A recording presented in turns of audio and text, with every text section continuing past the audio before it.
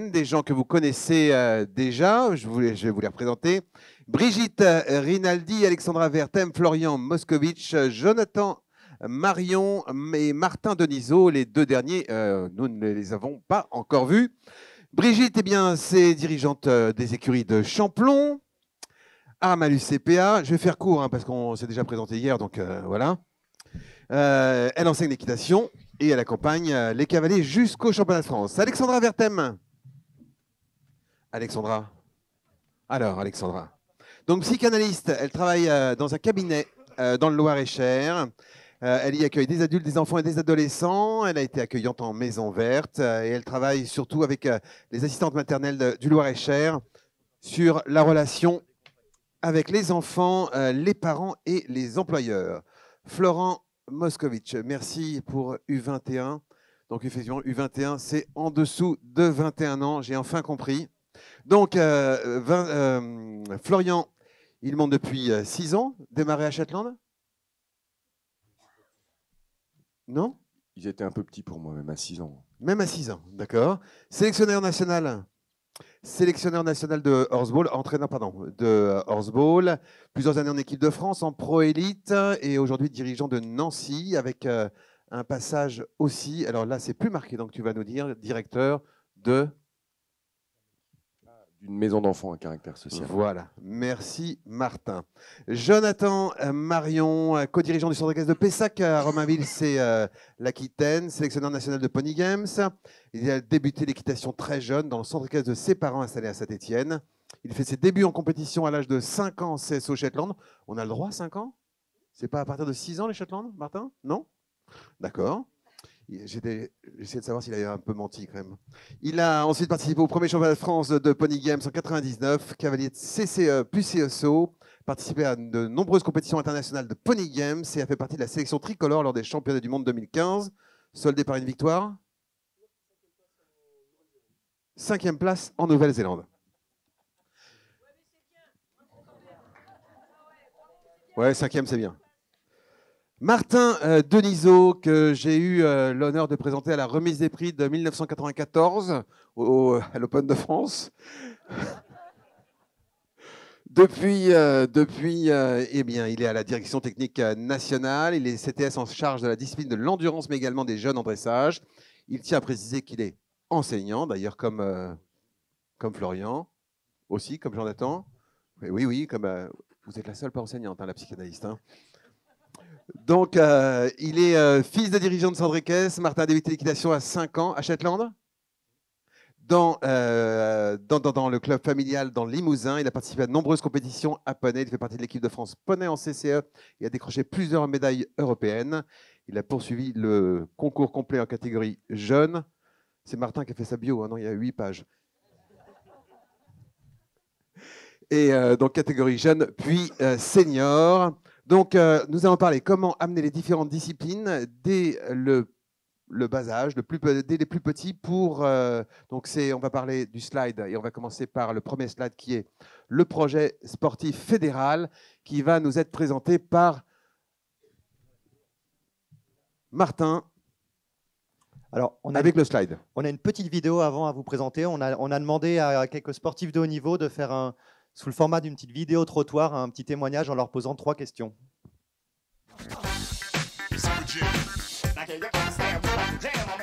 C'est quand j'ai gagné le point-to-point à l'hippodrome de Moulins, alors qu'on me regardait tous de travers parce que mon poney il était gros.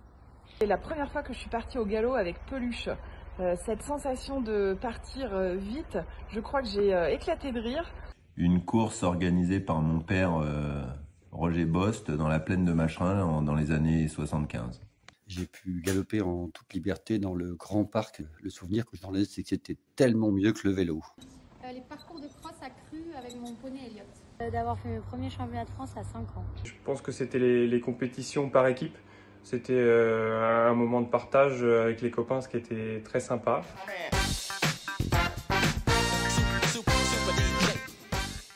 D'être déterminé, de croire en ce qu'on fait. Ça m'a amené un gros esprit de compétition. Ça m'a développé vraiment l'envie de gagner. Dans mon équitation, j'ai commencé du coup à vraiment dresser sur des Shetland. L'assiette et la complicité. Ça m'a donné l'esprit de compétition et l'esprit d'équipe, comme on était plusieurs. Quand j'ai commencé à monter à Shetland, on était sur des petites bardettes et voire à cru. Vraiment ce que ça m'a apporté, moi, cette équitation à Shetland, c'est l'équilibre et l'assiette.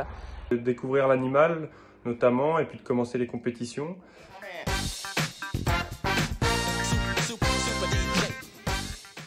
Parce que tu auras toujours un meilleur ami fidèle. C'est vivre au contact de l'animal, le respecter et continuer à profiter de la nature et de la réalité de la vie. C'est qu'il va trouver des compagnons d'aventure extraordinaires, des copains et une incroyable liberté. Le meilleur leitmotiv, c'est juste qu'on est avec les copains, les copines, on passe une après-midi dehors. Et une fois qu'on commence, c'est le début d'une très très belle aventure.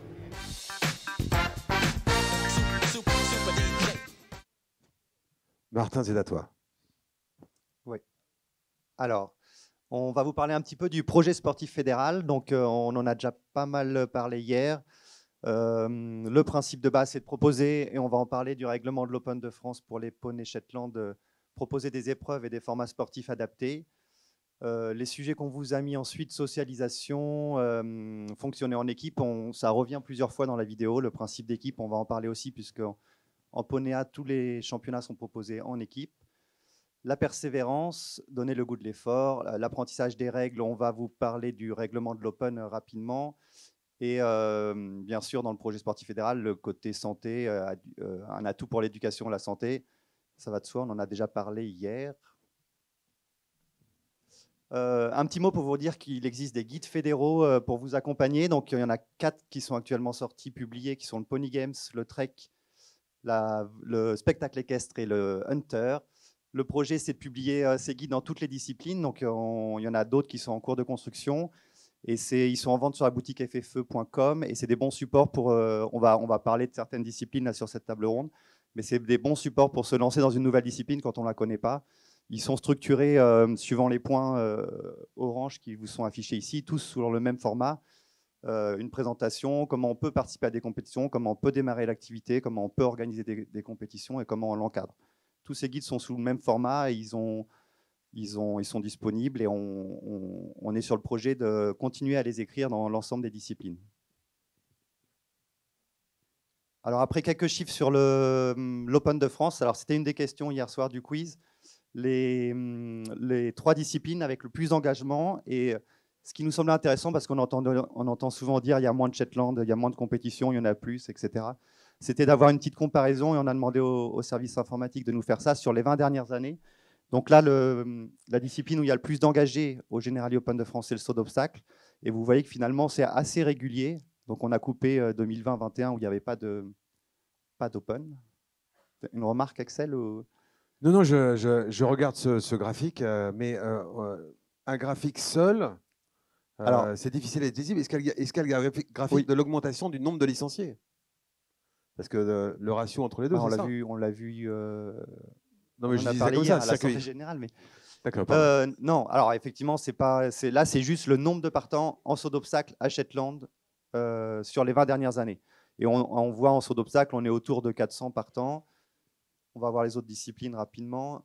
L'Equifun, qui est une des disciplines qui a le plus augmenté, alors, qui est née dans les années 2000 et qui aujourd'hui se rapproche de plus en plus du saut d'obstacle. Et notamment après la période Covid, là, les 2 dernières années, on est à plus de 300 partants en Shetland en Equifun. Et le Mini Open, qui est finalement la 3e discipline la plus pratiquée, si on peut appeler ça une discipline, avec la nuance qu'il n'y a pas que des poneys A. Donc, c'est vrai qu'on l'a mis dans le top 3, mais il peut y avoir des poneys B. Et on est à plus de 150 partants. Et on voit aussi une tendance à l'augmentation du nombre de partants, avec une 50aine de partants en plus sur les deux dernières éditions. Alors, pour vous continuer un petit peu le panorama, plutôt en baisse à gauche, le complet. Donc, sur 20 ans, là, les 2 chiffres qu'on vous met, 204, 75, c'est sur 20 ans. Donc, on était à une cinquantaine d'équipes en complet il y a 20 ans. Aujourd'hui, on n'en a plus qu'une vingtaine. Le carrousel, qui a aussi beaucoup baissé. Les années les plus hautes de carrousel, on était presque à 150 même. Mais voilà, en stabilité sur la partie droite, qui sont sur le même nombre de partants depuis 20 ans à peu près. Les coupes, CSO, Cross et le Western. et le Hunter Shetland qui existe depuis 2023, depuis 2 ans, et ça fait 2 ans qu'il y a environ 70 partants. C'est pour pas oublier mes camarades du Pony Games et du Horseball, c'est un petit tableau et ça nous permet de comparer aussi aux autres disciplines. Donc on avait une centaine de partants en Pony Games Shetland au grand tournoi l'année dernière et environ 200 en Horseball. Ça, c'est quand on fait le total des épreuves des participants à Shetland sur les 20 dernières années à l'Open de France. Donc on a une ligne finalement, on tourne entre 1100 et 1500 partants à Shetland, à l'Open de France depuis 20 ans. Et peut-être dans l'esprit de certains, où on avait l'impression qu'il y en avait moins, il y a eu des déplacements de disciplines vers d'autres, mais finalement le nombre de partants reste à peu près le même.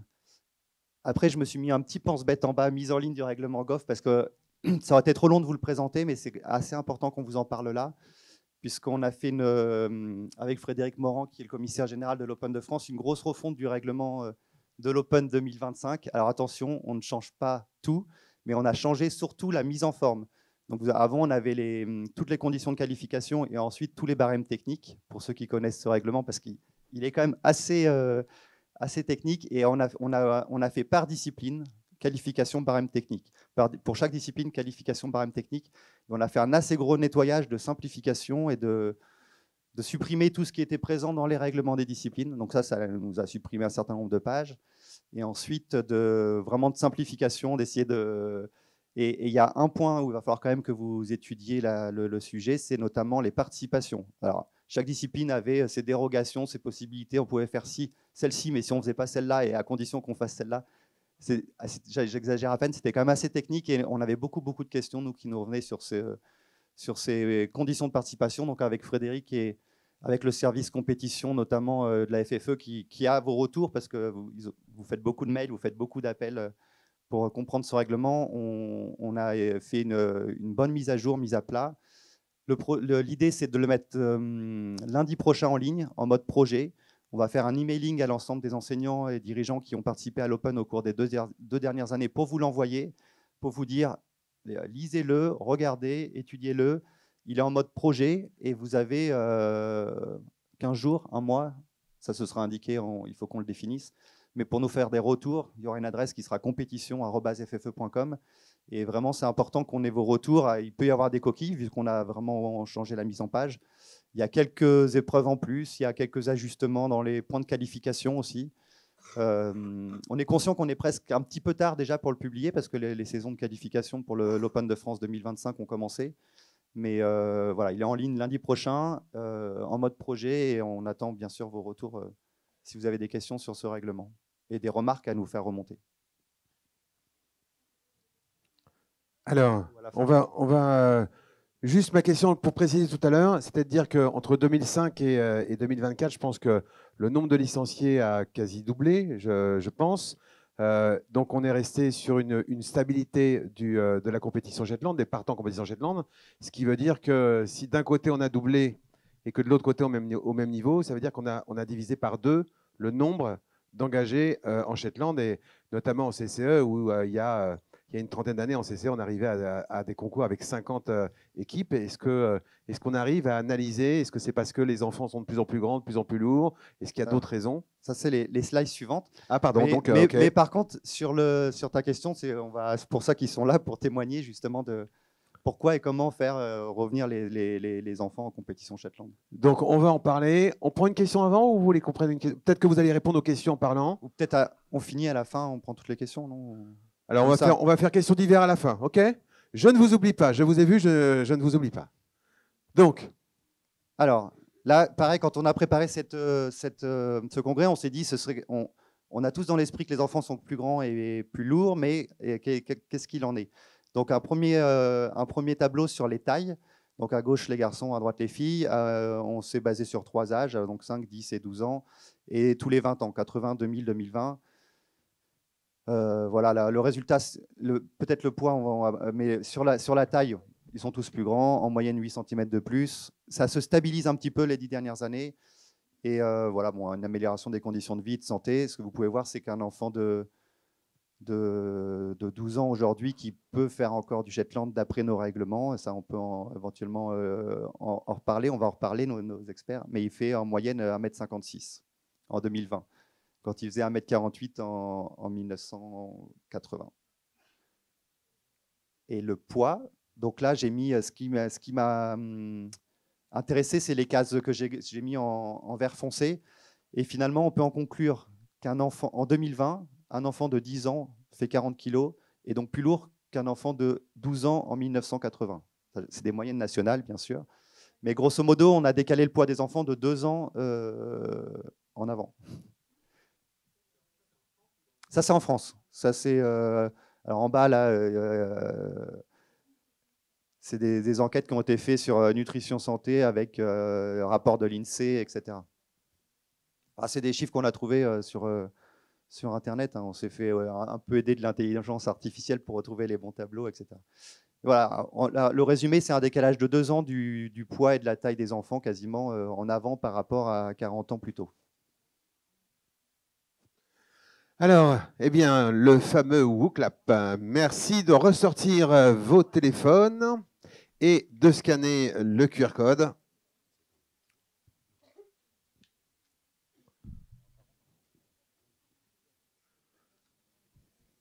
À 25-30 kilos, c'est... Martin, commentaire? Non, mais ce que je me suis aussi un peu renseigné quand on vous a posé cette question, déjà le poids d'un Shetland. Voilà, autour de 180 kg, 180, 200. Ceux d'hier soir, à mon avis, ils étaient plus proches de 160 peut-être, mais les miens, ils font plus de 100, ou 200, un peu plus.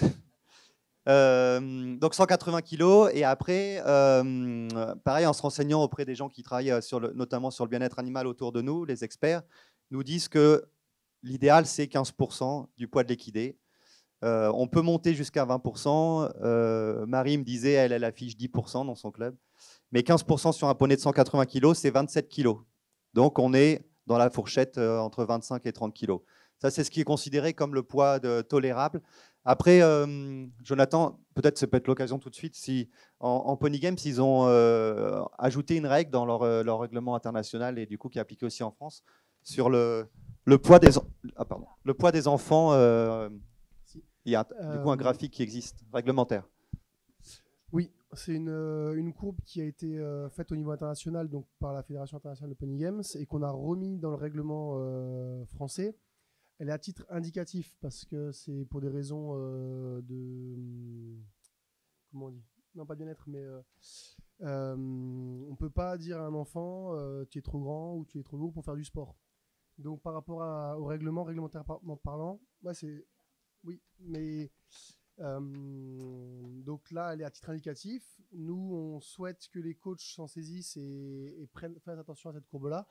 Mais on n'a pas pour l'instant, réglementairement parlant, la possibilité d'interdire un cavalier de monter sur un poney. Et vous nuancez en fonction du niveau technique? Oui, c'est ça. C'est-à-dire que ça va dépendre aussi de l'équilibre du cavalier et de l'expérience du cavalier et de la corpulence du cheval. Parce que donc c'est avec un système de mesure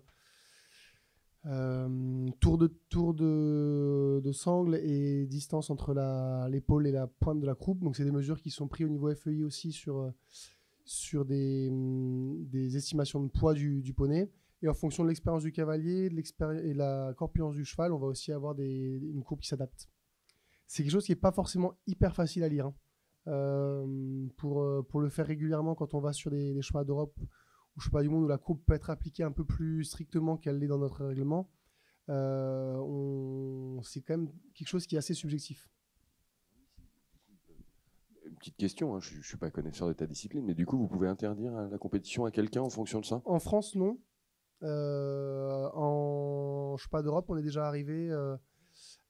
souvenir au Danemark par exemple, une cavalière italienne qui fait le déplacement jusqu'au Danemark et on lui dit tu montes pas sur ton poney, trop lourde pour le poney, et donc ils l'ont mis sur un enfant de 12 ans. Donc ça veut dire qu'on le met sur la balance, il y a tout le concours qui est au courant parce que tout le monde est un peu là, c'est pour la visite des taux. Moralement c'est pas évident non plus. Nous on a eu des cavaliers qui se présentaient plus en équipe de France parce qu'ils avaient peur de ce point de passage. Je crois que le bon mot est on est sur l'éthique. C'est-à-dire la problématique d'éthique, mais alors, nous qui sommes responsables de centres équestres et de poneys, non, attends, je suis tout à fait d'accord, justement. Nous, on est responsables de nos animaux, on est dans une structure où le bien-être animal, je pense, partout aujourd'hui est un vrai sujet. Et c'est vrai qu'au niveau éthique, on a toujours du mal à aborder ça avec nos cavaliers.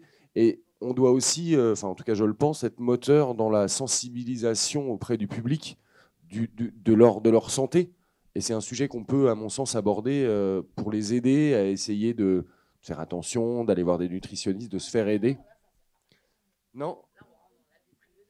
Bah, oui, mais dans ce cas-là, qu'est-ce qu'on va... Alors, on est d'accord, mais là, je parle d'une façon... Alors, sur le Shetland, on est d'accord, mais d'une façon générale, un cavalier, je pense que c'est arrivé à tout le monde, ceux qui ont des structures équestres ici, c'est-à-dire qu'on ne parle pas uniquement... Pour le coup, on est sur le Shetland, mais c'est une problématique qui se pose aussi sur les chevaux, sur des personnes qui souhaitent monter à cheval en surpoids, où ça doit être un élément de sensibilisation par rapport à notre sport. C'est-à-dire que même si, en effet, on n'a pas à courir avec nos jambes, on doit quand même correspondre à l'animal qu'on va monter. Et c'est un sujet délicat à aborder, mais en tout cas, il faut qu'on se sente légitime de le faire si on veut les autoriser à monter sur nos chevaux. Donc là, voilà, on peut être aussi sensibilisateur de cette problématique dans la société. C'est intéressant d'avoir l'avis, Brigitte. Et puis peut-être après, j'aimerais bien avoir l'avis de notre psychanalyste là, qui va... Brigitte. La question de poids, c'est toujours très compliqué à aborder.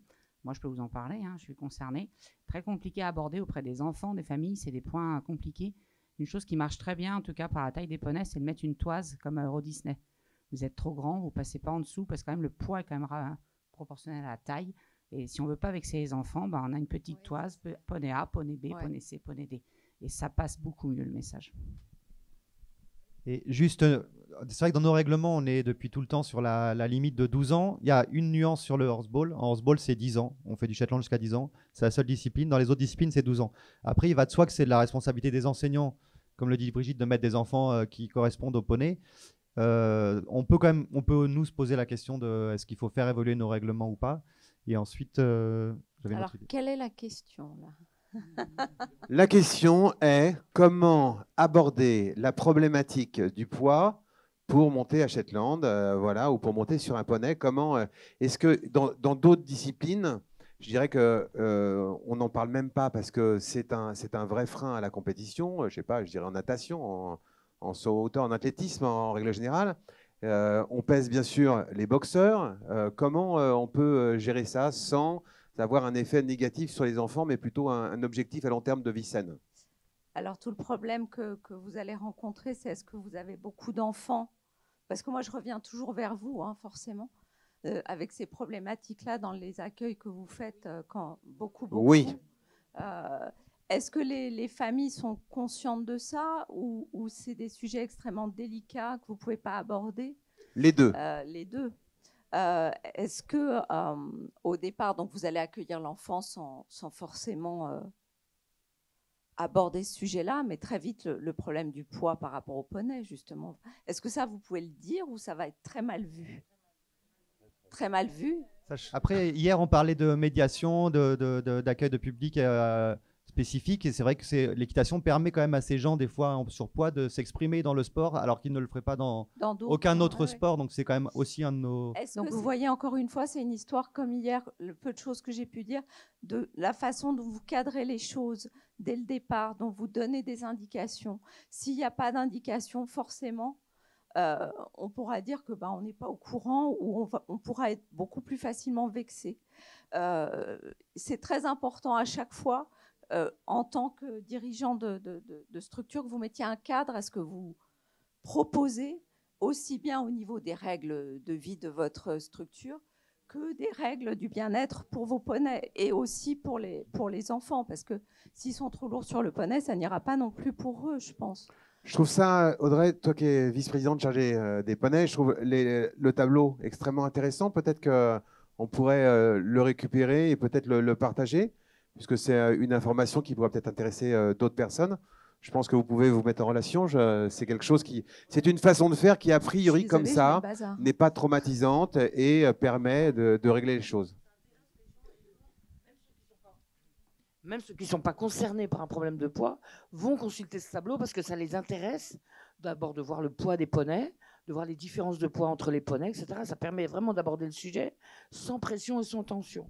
Parce qu'en plus, souvent, les gamins qui sont ronds, ils ne sont pas musclés.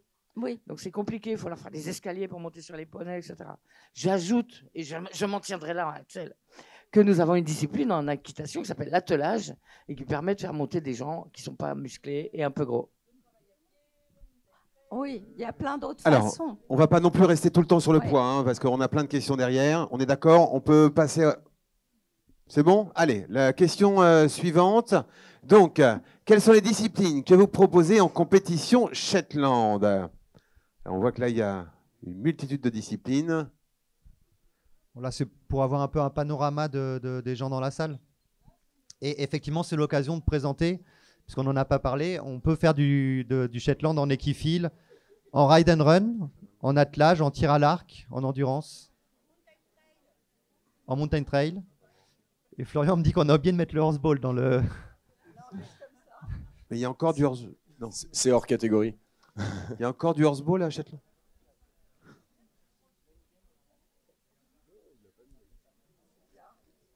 Qui a fait ces slides? Alors peut-être que certains d'entre vous découvrent des disciplines. Western à Shetland? Oui, pardon. Barrel race, oh non.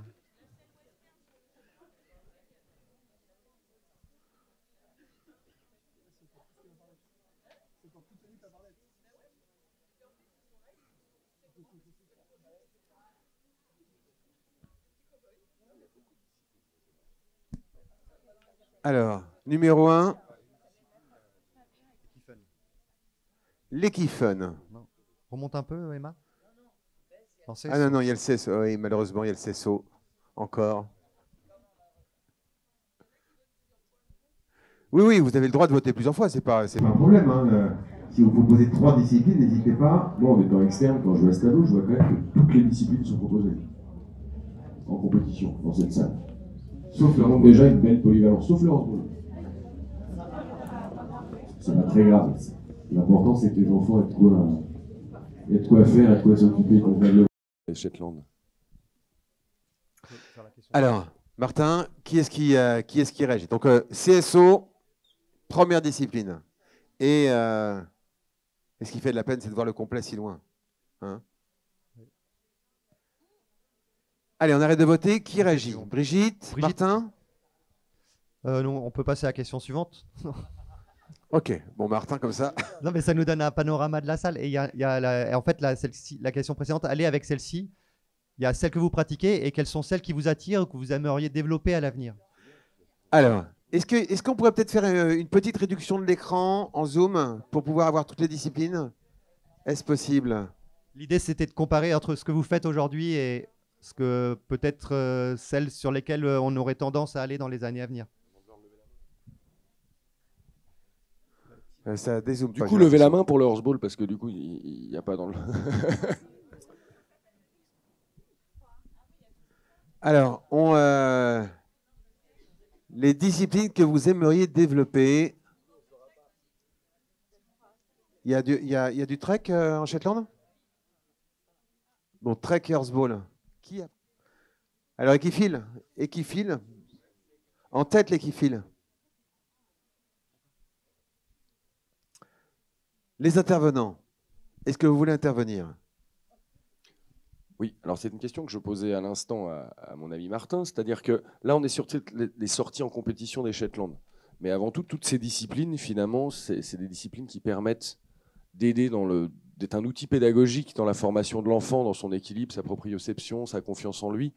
Et ce qui est assez sympa à voir, en tout cas je le pense, c'est qu'il y a beaucoup de disciplines justement et beaucoup d'approches possibles. Je ne pense pas qu'il y en ait des mieux que d'autres. Il y en a des différentes, chacune. Hein, que ça soit, il y a des sports plus d'équipe, plus individuels. Après, moi, de mon côté, j'essaie que ça soit un vrai sujet dans ma structure. C'est-à-dire qu'on est très féminisé, l'équitation, d'un point de vue général, nos licenciés. Et un des sujets aussi, c'est sur ces enfants qui sont à cet âge-là, on arrive à avoir plus peut-être de garçons et on les perd assez vite ensuite. Donc, moi, la vraie question que je me pose, en tout cas, c'est comment garder ces garçons et pas les perdre quand ils quittent les Shetland, justement, généralement. Et les sports collectifs, que ce soit le pony game ici présent ou le horseball, je pense, sont des vrais outils qui sont à la base pédagogiques dans l'utilisation pas quotidienne, mais sur la formation des enfants, mais qui peuvent devenir un vrai outil en compétition pour conserver ces cavaliers.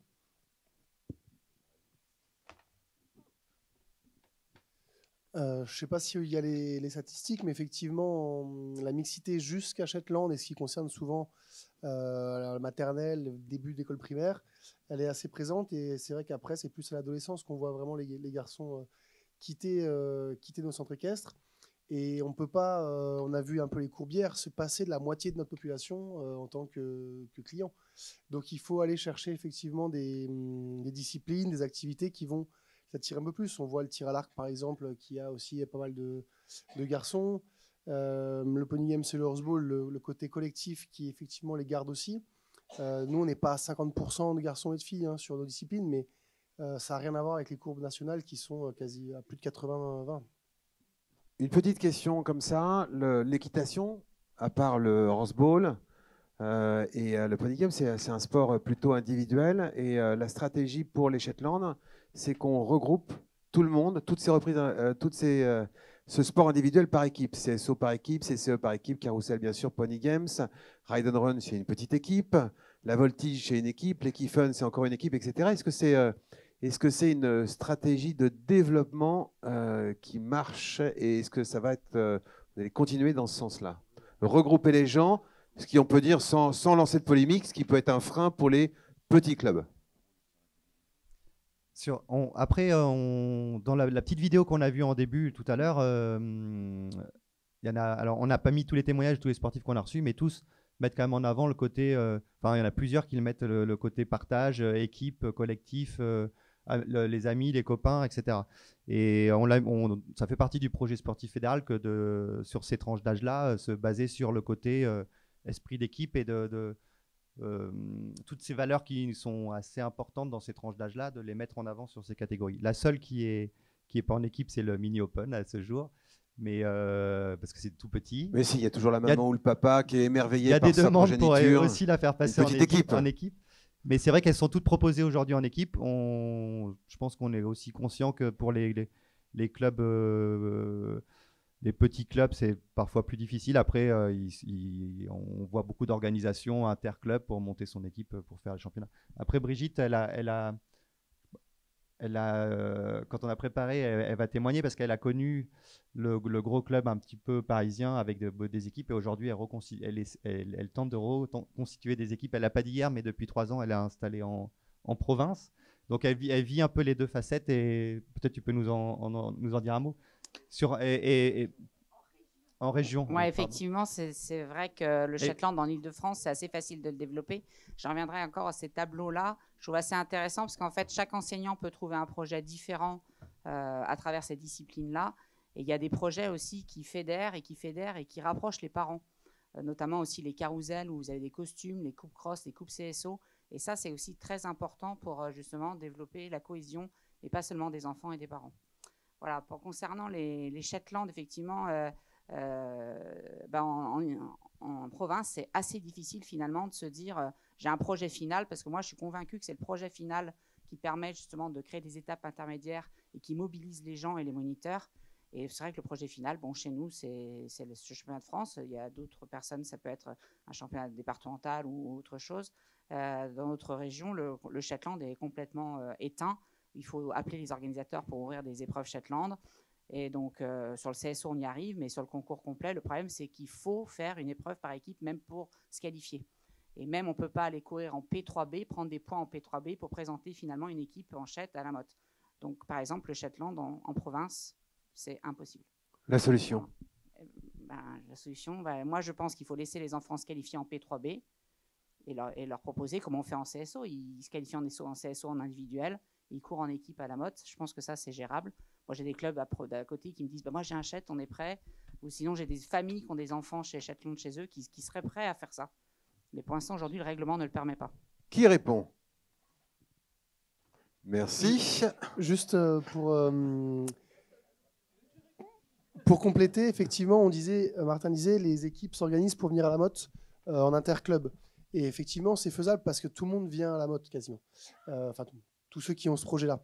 Par contre, effectivement, faire des équipes interclubs en saison, c'est beaucoup plus compliqué. Ça veut dire qu'il faut aller sur les mêmes concours avec ses voisins. Et là, c'est pas du tout la même logistique du coup. Alors pourquoi, Martin, alors tu représentes la DTN, hein, pourquoi ne pas proposer des qualifications P3B pour les Shetland? Pourquoi pas? Pourquoi pas? Ok. Non, mais- Alors, comité poney, Céline, c'est bientôt à toi. Ne te cache pas derrière Jelan, s'il te plaît. Audrey, une réponse.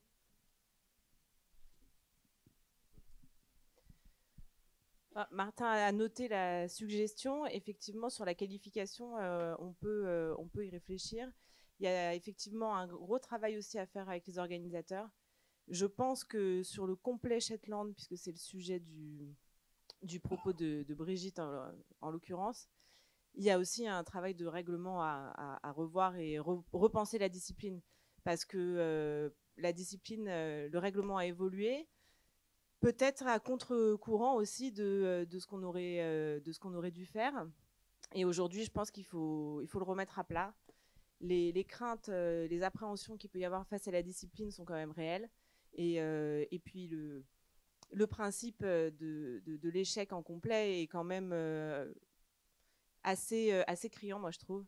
Et on aurait tout intérêt, à mon avis, à repenser un petit peu la façon dont on l'aborde sur les premiers niveaux. De peut-être passer par un derby, peut-être simplifier un petit peu certaines épreuves. Alors le Donc, voilà, derby tout en ça, c'est des individuel discussions. n'existe pas. Parce que moi j'ai essayé d'en organiser. Le derby Shetland, on ne peut pas l'organiser en épreuve individuelle. On est obligé de présenter une équipe. Oui, là, c'est pas sur la façon. Ce que je veux dire, c'est pas sur la façon dont il se court, c'est de la façon même de l'épreuve. C'est la Ouais, difficulté mais tout à aussi fait, pour, mais pour pour un l'instant, il faut club. qu'on puisse le mettre en place. C'est-à-dire, si vous voulez que nous, si vous voulez qu'on aille dans ce sens-là, moi, le derby, je suis fan, j'ai un terrain pour. Je veux vraiment en plus essayer de développer dans le 42 tout ce qui est équitation sur des obstacles naturels. Ben, je ne peux pas sur les Shetland, parce que le règlement ne le permet pas. Pour rebondir sur tes propos, hein, moi j'ai entendu quelque chose d'intéressant, parce que là on est sur la pratique en compétition, comment on va amener les Shetland en compétition et qu'est-ce que ça va apporter. Je pense que tu as noté un vrai point, c'est-à-dire que faire des équipes, ça fédère les parents. Ça crée une dynamique de club. Et c'est un vrai sujet moteur aujourd'hui dans le développement de nos structures. Et je pense qu'il faut vraiment le marquer et le dire, ces disciplines qui peuvent être jouées, entre guillemets, collectivement, en coopération. On a quand même eu un atelier sur le sujet hier, je me permets de le reciter. D'accord ? C'est très actuel, c'est très sociétal, et ça nous permet vraiment de créer une dynamique de club, finalement, et de garder ces enfants, de les amener vers un projet final. Je pense que c'est vraiment les vrais sujets. Coopérer avec les parents pour amener vers un projet final et finalement fédérer son club et créer une vraie dynamique. Question dans la salle. Non, c'est pas du tout une question, c'était juste pour rebondir sur ce en quoi on est en train de parler. Moi, je viens de la Vienne et en fait, on a eu une très grosse baisse au niveau du horseball, au niveau région bordelaise, etc. Et donc, on a créé un circuit, ce qui s'appelle le circuit Néo. Donc, en fait, on est en dessous de ce qu'il y a et quand on démarre dans la discipline, bah, on peut pas forcément avoir une équipe de 4 personnes ou de 5 tout de suite. Des fois, on n'a qu'un seul ou 2 chevaux qui sont prêts. Et donc le circuit Néo permet de venir à quand même des rencontres. On se met à plusieurs centres équestres et en fait, bah, s'il n'y a qu'un seul cavalier dans un centre équestre, il reprend une autre équipe où ils sont déjà 2 et puis on arrive à constituer une équipe comme ça. C'est en dessous. On a le droit de le faire qu'une seule année. Une fois que c'est fait, on essaye de développer encore plus la discipline dans son centre équestre et de venir avec une vraie équipe. Est-ce que ça peut pas être imaginé dans le même sens, mais pour les autres disciplines, d'avoir un circuit en dehors du circuit pour mettre le pied à l'étrier et créer des équipes? Je sais pas, mais peut-être s'en inspirer. C'est très bien expliqué. Et un autre exemple, puisque moi je m'occupe de l'endurance, on a créé une épreuve qui s'appelle l'Initie Endurance, qui en fait, c'est pas de l'endurance, c'est de l'endurance, mais pour les tout petits, où on va être sur des principes de base, d'aller en extérieur, d'être capable de galoper avec quelques observables et note sur 10 à la fin qui vous dit, qui vous donne un petit classement et qui vous permet d'avoir une reconnaissance. Et je pense que ça, peut-être en complet, en derby cross, c'est sûr qu'on doit, dans les années à venir, réfléchir à une nouvelle version, peut-être pour les petits, du complet qui leur permet d'accéder à cette discipline avec les attentes qui sont aujourd'hui celles dont on débat depuis hier. Juste la question suivante, c'était justement sur l'atout des sports collectifs. Donc on peut Alors attends, juste une chose. Donc on note les éventuelles qualifications, enfin on réfléchit à la qualification P3. Une autre remarque, d'ailleurs, je ne l'ai pas dit tout à l'heure, mais dans le règlement de l'Open qui sera en projet lundi, on a regroupé tout ce qui concerne les Shetland dans un même paragraphe. Donc ils sont plus, quand vous faites du Shetland et plusieurs disciplines à Shetland, ils sont plus dispatchés un coup dans le dans le complet, un coup dans le Key Fun, un coup il y a 2 pages et demie que sur les Shetland. Bonjour, moi je viens de Montpellier et du coup en fait alors on n'en est même pas à savoir à Shetland si on peut faire du cross ou pas, ça nous est encore très très très loin. On essaye déjà de faire un peu de CSO et nous on essaye de faire pas mal d'équipes fun et on oblige, oui, on est passé par l'obligation du coup parce que c'est difficile de le développer auprès de nos cavaliers. On les oblige à passer par au moins un équipe fun avant d'attaquer au CSO. Le seul problème c'est que dans la région, c'est un enfer en fait pour le développer. On a vraiment du mal. Par exemple, l'équipe fun, je sais que l'année dernière c'était je crois 50 points pour se qualifier. En fait, pour nos cavaliers, ne serait-ce qu'avoir 50 points, c'est déjà hyper compliqué. Et en fait, après, quand les peu qu'on arrive à qualifier, quand on essaye peut-être de les introduire dans une équipe pour pouvoir faire la motte, le problème qu'on a, c'est que très souvent, en tout cas, les gens qui proposent des équipes veulent des cavaliers performants. Et en fait, nous, ils n'ont pas fait assez de concours pour être hyper performants. Et surtout, on n'a pas vu un tiers de tout ce qu'on peut voir sur les parcours qu'on voit ici, quoi. En fait, alors moi, j'essaye de motiver pas mal de copines dans le coin et tout parce qu'elles ont des manèges ou elles ont des structures adaptées. Donc on essaye, mais franchement, c'est un vrai problème pour nous, quoi. Montpellier. Bonjour. Moi, je veux intervenir, j'aimerais par rapport à tout ce qui est compétition Shetland. Tout à l'heure, on a parlé des enfants, que la taille évoluait des enfants, que le poids évoluait des enfants. Mais est-ce qu'on peut parler des poneys? Je suis éleveuse de poneys Shetland. Et aujourd'hui, avec le bien-être animal, nos poneys vivent en permanence dehors, on les nourrit. Moi, je cherche à faire du grand standard, justement. C'est ce qui est recherché. Mais aujourd'hui, sur tous mes poneys que j'élève, je suis allée sur la moitié, 2 sur 4. J'en ai 2 sur 4 qui font 1,08 voire 1,09. Et ces poneys, je tourne un pony game, je les mets en pony games, mais ils sont hors taille.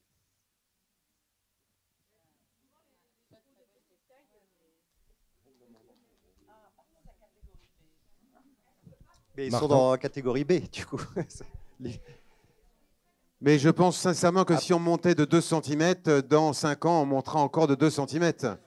Et 5 ans après, et donc, si parti comme ça, dans 20 ans, le poney Shetland mesurera 1,50 m au garrot. Et ça ne correspond plus à rien. Ça s'appelle un Connemara. Et là, moi, j'en appelle à votre sens des responsabilités parce que j'étais responsable sportif de l'Open cet été. On a toisé tous les Shetland de toutes les épreuves en saut d'obstacles notamment. Et quand on a les enfants qui pleurent devant nous, les enseignants qui nous agressent, etc., c'est, je vous promets, très, très désagréable. Et pourtant, on est obligé de respecter ce règlement. Donc là, c'est vraiment de la responsabilité de vous, enseignants, de toiser vos poneys et de faire de la compétition avec des poneys qui sont dans les côtes. Alors, je ne vais pas vous dire on a ouvert, vous allez le voir dans le projet, on a ouvert à la demande on a eu beaucoup de demandes dans ce sens-là. On a ouvert une poney 4 B et C.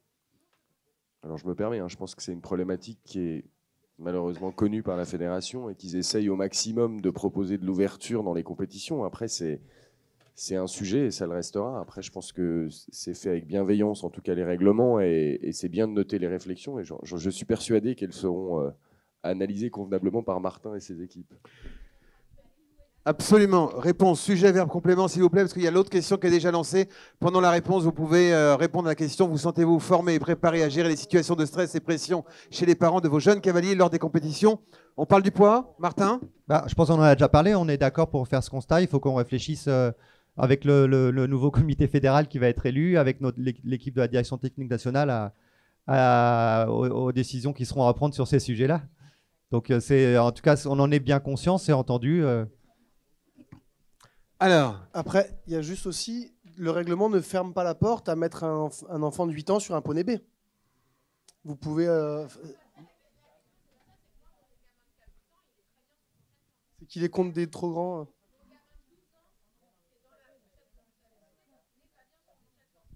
Oui. Tout à l'heure, on faisait la présentation de chacun. Moi, mon premier cheval de France ici, c'est en 95, en Shetland. 96, pardon. J'avais 6 ans. Donc, j'étais contre des enfants de 12 ans. On était 300 dans l'épreuve. C'était un cheval de France. Donc, après, on peut aussi, je pense qu'au niveau ouverture, fédérale, par rapport à toutes les tranches d'âge qui ont été faites, le nombre d'épreuves qu'il y a à la mode et tout, On est déjà sur quelque chose d'assez... Non, on est quand même sur la A2, 8 ans, A1, 10 ans et à Elite, 12 ans. Donc il y a déjà ces catégories d'âge par rapport à des hauteurs. Mais on est d'accord. Après, on a aussi ça, c'est une moyenne, on est d'accord. On peut avoir des 10 ans qui sont tout petits. Et... Alors, attendez. On va pas... Là, c'est une discussion. Vous avez Céline, comité poney, Audrey, qui est vice-présidente de la fédération. Discutez. Là, ça va être un débat. On comprend le problème. Vous avez raison. Il y a un règlement. Il faut le faire évoluer. Il doit évoluer ou pas. J'en sais rien. Chacun a des avis. Il y a des gens qui sont disponibles, qui sont là pour discuter avec vous. Surtout, n'hésitez pas à remonter, mais on ne peut pas passer effectivement trop de temps parce qu'il y a plein de choses passionnantes aussi qui vont intéresser plein de gens derrière. Vous sentez-vous formé Alors, c'était l'autre sujet qu'on voulait aborder sur cette table ronde, qui était un peu le sujet de la gestion du stress et de la pression chez les jeunes, puisqu'on a 2 sélectionneurs nationaux ici, Brigitte qui a aussi fait beaucoup de compétitions, et surtout donner la parole à Alexandra qui s'est peu exprimée. Et donc, on vous a posé 2 questions qu'on va poser à la suite. Celle-ci, est-ce que vous vous sentez préparé à gérer les situations de stress?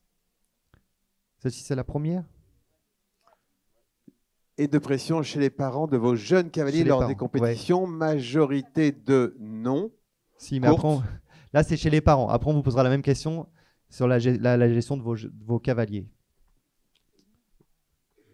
Donc là, Emma, on a à peu près le même nombre de réponses que tout à l'heure. Donc, c'est plutôt le non qui l'emporte. Et si on pose la même question, donc c'est celle d'avant, je pense, Emma, ouais. Vous sentez-vous formé et préparé à gérer des situations de stress et de pression chez vos jeunes cavaliers cette fois-ci?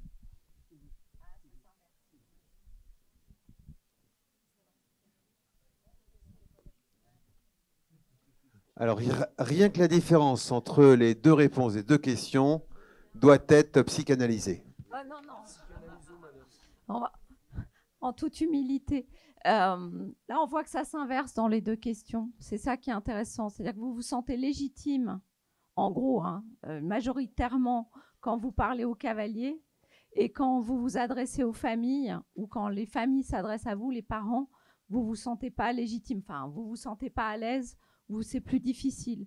Donc, on voit bien que vous vous sentez parfaitement dans votre élément. Enfin, en tout cas, plus. Il y a quand même du non pour les cavaliers et que c'est beaucoup plus difficile avec les parents qui peuvent avoir aussi parfois des demandes qui ne sont pas du tout adaptées.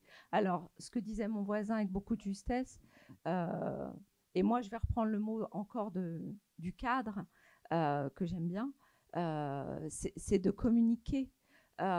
Et dans cette communication, dans cette explication, toujours donner les limites de là où vous voulez ou là où c'est possible, là où c'est pas possible. Je pense que vous avez des parents qui sont tout à fait, qui entendent très bien, et puis peut-être il y a aussi des parents qui entendent pas du tout, au sens, ils font beaucoup de projections sur leur enfant, de ce qu'ils imaginent pour leur enfant. Ils projettent ce que eux n'ont peut-être pas pu faire, et donc et ils sont clients absolument. Donc ils sont clients, c'est eux qui financent. Donc toute la difficulté là, c'est que vous vous retrouvez dans une dimension psychologique qui est complètement inconsciente la plupart du temps. Enfin, parfois c'est conscientisé, mais parfois pas du tout.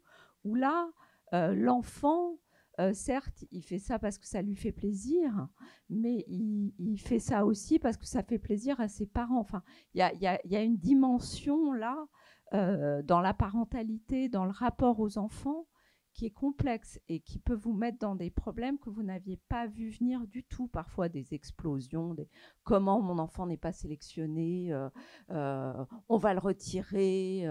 Enfin voilà, des choses qui sont très délicates et souvent faites en public en plus. Donc c'est très difficile. C'est-à-dire que vous vous retrouvez pris à partie parfois. Alors pas toujours, heureusement, mais donc là, remettre en effet de l'explication, même si c'est pas facile, essayer de reprendre le parent à part quand c'est possible, mais c'est difficile quand vous êtes en cours, je pense que... Donc là encore, le cadre dès le départ de ce que peuvent les attentes que peuvent avoir les parents, mais ce qu'on va faire en fait, ce qu'on va pouvoir faire en fonction de l'âge de l'enfant, en fonction de là où il en est, parce que c'est pas parce qu'il a un âge qu'il est forcément doué à faire telle chose.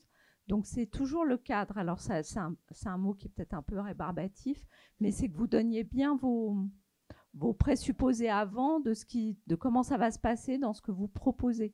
Alors ça ne veut pas dire qu'il n'y aura pas de débordement. parce que justement, il y a toute cette dimension de... On projette sur son enfant, on imagine beaucoup de choses pour son enfant, on veut que son enfant réussisse, peut-être là où on n'a pas réussi soi, où on n'a pas pu avoir ça quand on était petit.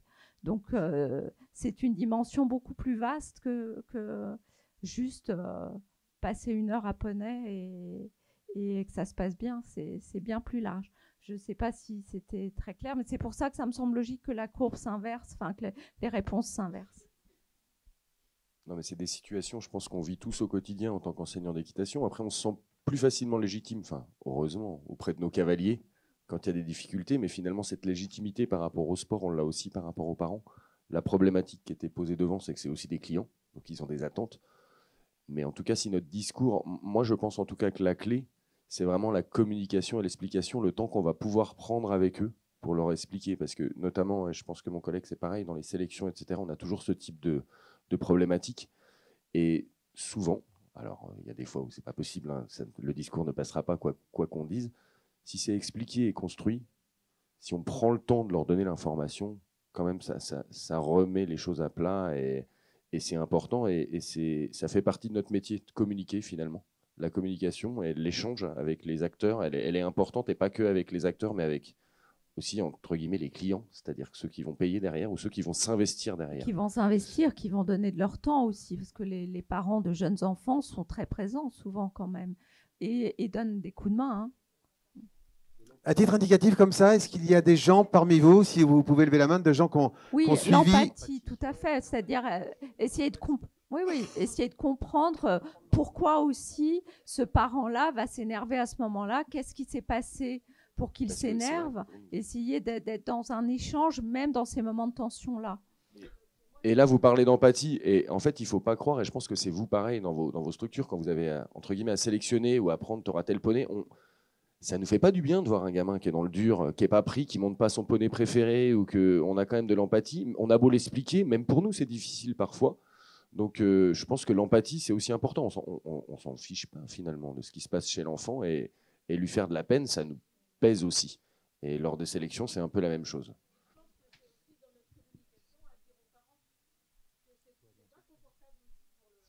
C'est pas confortable pour vous, oui.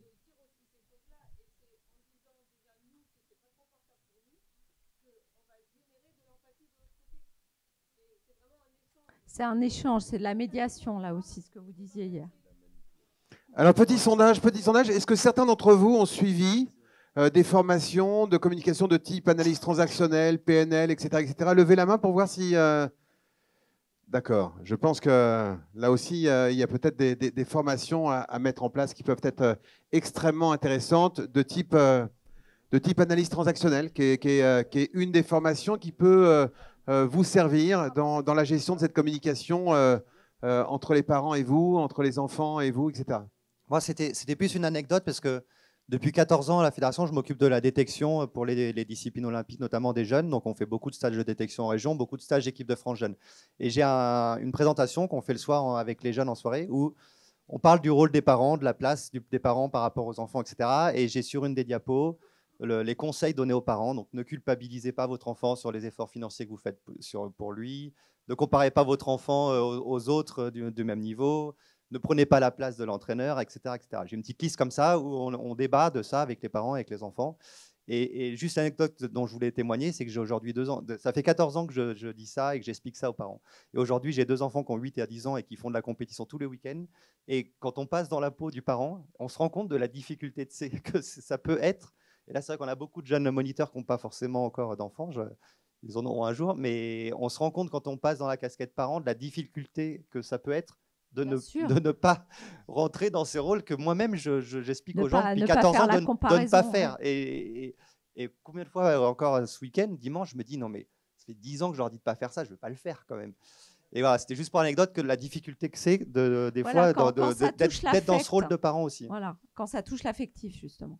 C'est éducatif aussi avec les parents, vous inquiétez pas. Dans mon cabinet, parfois j'ai plus la sensation non pas de faire de la psychothérapie, mais parfois d'être plutôt du côté de l'éducatif, parce que les parents sont souvent perdus. Donc voilà, d'être dans du bon sens parfois, tout simplement. Et c'est fréquent. Et c'est quelque chose qu'on rencontre beaucoup parce qu'en fait, les parents aujourd'hui, ils ont beaucoup d'injonctions et des injonctions qui sont contradictoires. Et dans l'obligation de la performance aussi. Hein. Il faut que notre enfant il soit mieux que celui des autres quand même. Hein. Donc ça, c'est compliqué. Mais aujourd'hui, il y a quand même un problème là qu'on n'évoque pas, que moi je peux voir à la fois avec des enfants plus grands, mais aussi du côté des parents. Beaucoup les réseaux sociaux, hein, on va filmer, on va montrer, on va montrer surtout ce qui réussit. Hein. Donc ça, c'est une histoire de miroir, enfin voilà, d'écran, mais de miroir tout le temps. Et ça rentre en ligne de compte aussi. Et ça n'existait pas il y a 20 ans. Hein. Voilà, mais c'est le monde d'aujourd'hui. Hein. Il ne s'agit pas de le critiquer en soi. C'est très bien, on s'en sert ce matin, par exemple. On voudrait revenir sur les sports collectifs. Sur le slide, il y avait une question au niveau des sports collectifs qu'on a tout à l'heure zappé. Quel est pour vous l'atout majeur des sports équestres collectifs?